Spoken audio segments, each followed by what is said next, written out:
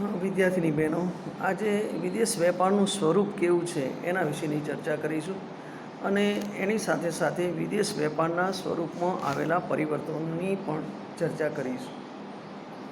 વિદેશ વેપારનું સ્વરૂપ એટલે શું? તો વિદેશ વેપારનું બંધારણ અથવા તો વિદેશ વેપારનું માળખું, અથવા તો તમે એમ પણ કહી શકો કે આયાતોનું બંધારણ અને નિકાસોનું બંધારણ. બંધારણમાં શું આવે?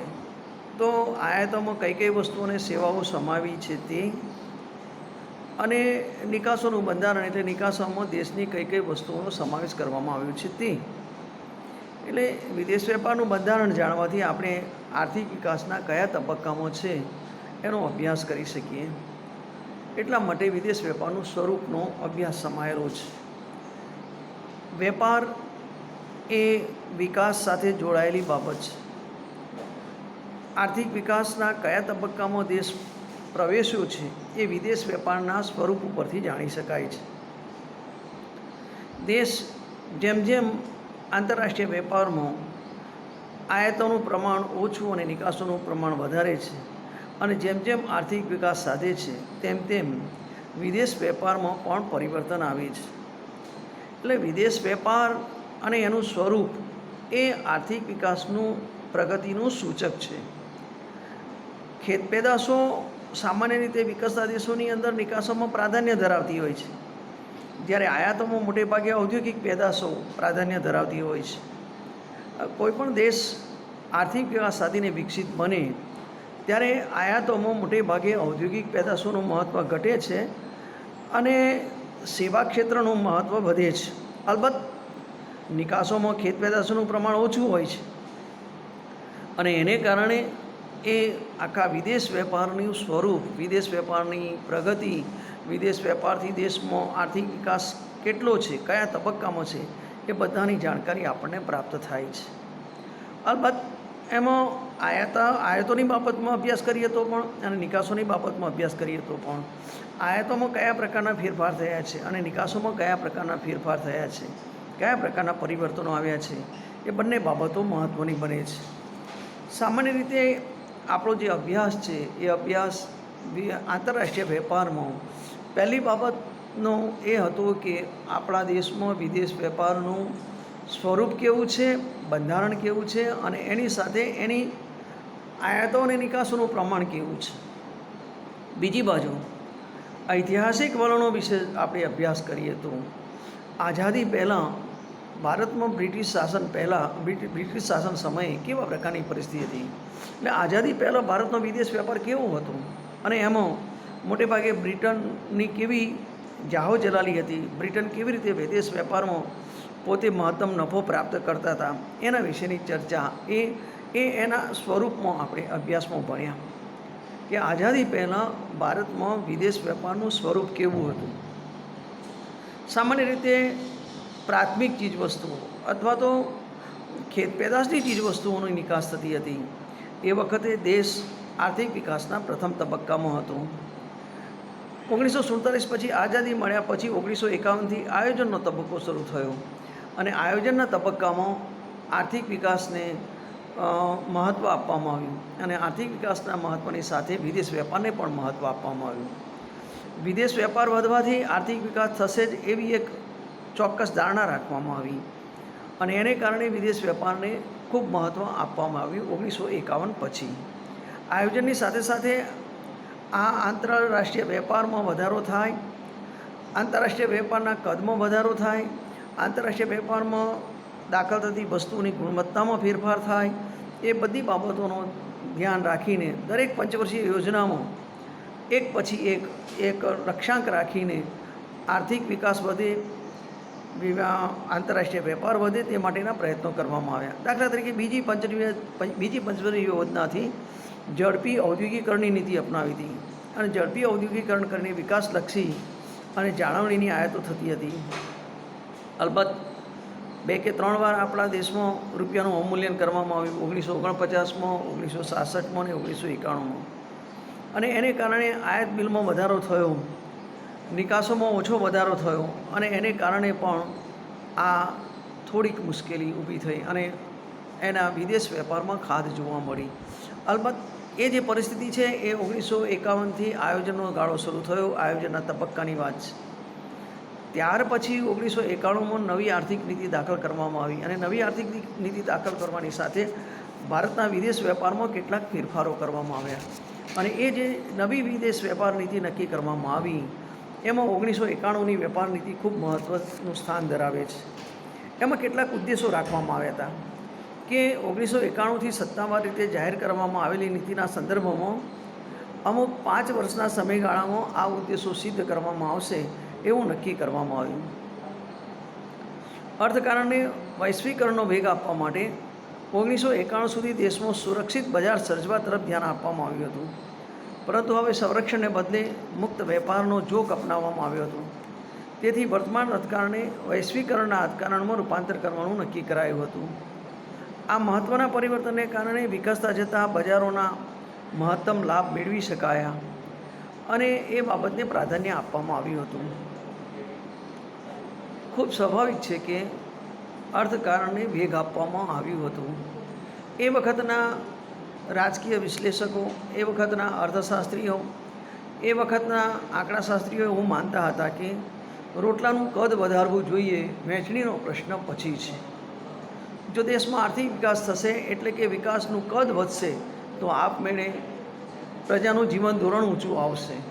એટલે શરૂઆતમાં જે 1951થી 1991 સુધી જે જુદી જુદી પંચવર્ષીય યોજનાઓ અમલમાં મૂકવામાં આવી એની સાથે સાથે 1991 પછી દેશના જે આર્થિક વિકાસ છે એ આર્થિક વિકાસને સંપૂર્ણપણે એ સુરક્ષિત રાખવાને બદલે મુક્ત વેપારની એક અભિલાષા, મુક્ત વેપારનો એક અભિગમ દાખવવામાં આવ્યો અને આ મહત્ત્વના પરિવર્તનને કારણે વિકસતા જતા બજારોનો મહત્તમ લાભ મેળવી શકાય તે બાબતને પ્રાધાન્ય આપવામાં આવ્યું. અલબત્ત મહત્ત્વના પરિવર્તનને કારણે વિકસતા જતા બજારોનો મહત્તમ લાભ એટલા માટે કે દેશના આંતરરાષ્ટ્રીય વેપારમાં આર્થિક વિકાસ અને આર્થિક વિકાસની સાથે જે અત્યાર સુધી સંરક્ષિત વેપાર હતો તેને સંપૂર્ણપણે મુક્ત કરવાની વાત કરવામાં આવી.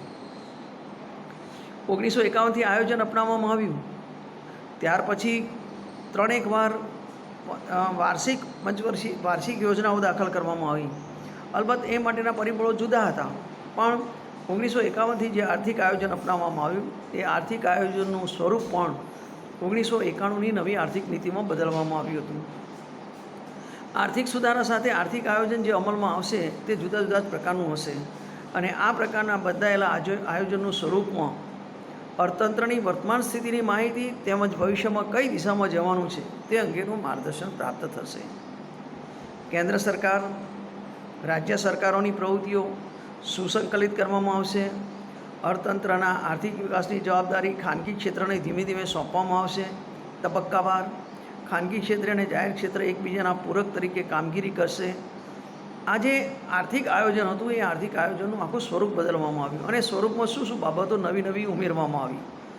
એમાં આ બાબત ખાસ કે ખાનગી ક્ષેત્ર અને જાહેર ક્ષેત્ર એકબીજાના પૂરક તરીકે કામગીરી બજાવશે.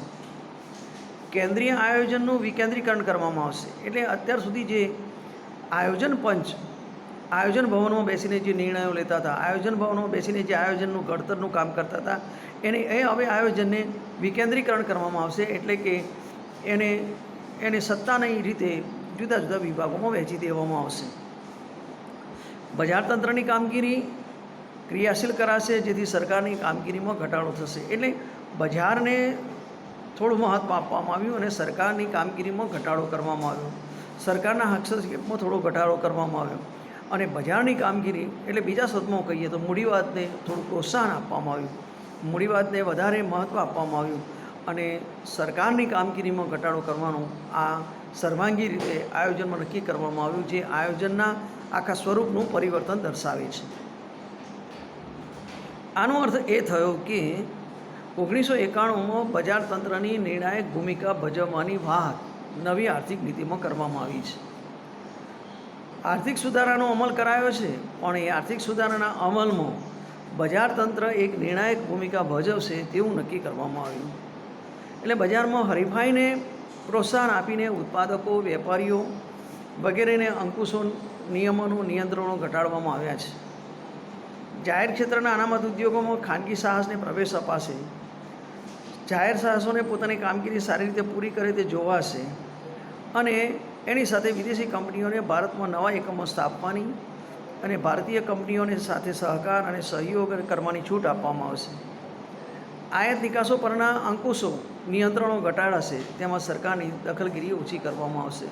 ટૂંકમાં આ આખા વિદેશ વેપારના સ્વરૂપમાં આવેલા પરિવર્તનો છે. આઝાદી પહેલાં, આયોજનના તબક્કામાં અને 1991ની નવી નીતિમાં. અને 1991ની નવી આર્થિક નીતિમાં રાજ્યની કામગીરીને બિલકુલ મર્યાદિત કરી દેવામાં આવી.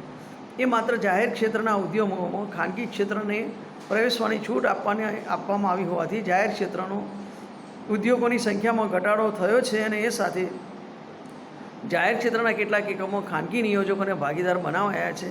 એટલે આયાત નિકાસ નીતિમાં જે મહત્ત્વના ફેરફારો કર્યા એ આયાત નિકાસ નીતિના મહત્ત્વના ફેરફારોમાં 1991ની નવી આર્થિક નીતિમાં આખા આંતરરાષ્ટ્રીય વેપારની અલગ ભૂમિકા રચવામાં આવી હતી અને અલગ ભૂમિકા રચીને આખા આંતરરાષ્ટ્રીય વેપારનું સ્વરૂપ બદલવામાં આવ્યું હતું.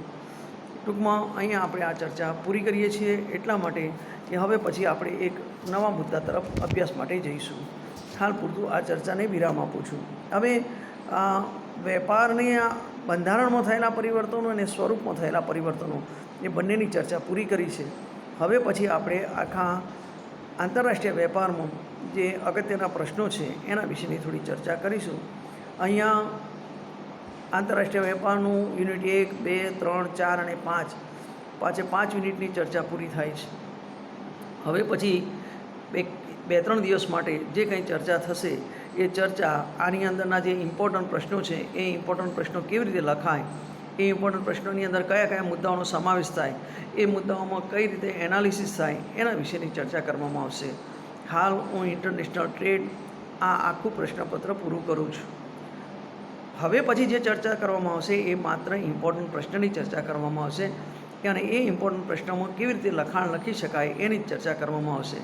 અને જે ચર્ચા હશે તે આપણી આંતરિક પરીક્ષાને સાથે સંલગ્ન બાબતોની હશે, આંતરિક પરીક્ષા સાથે એ બાબત સંકળાયેલી હશે અને એ રીતે આખી ચર્ચાને આપણે આગળ વધારીશું.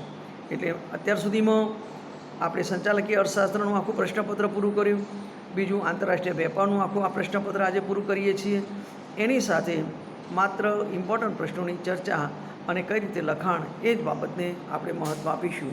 હવે પછી આ પ્રકારની ચર્ચાને કોઈ મહત્ત્વ આપીશું નહીં, માત્ર ઇમ્પોર્ટન્ટ પ્રશ્નોની ચર્ચા કરીશું.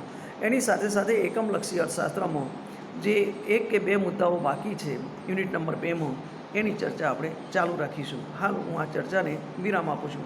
લગભગ આપણા 2 પ્રશ્નપત્રો પૂરા થાય છે, આંતરરાષ્ટ્રીય વેપાર અને સંચાલકીય અર્થશાસ્ત્ર.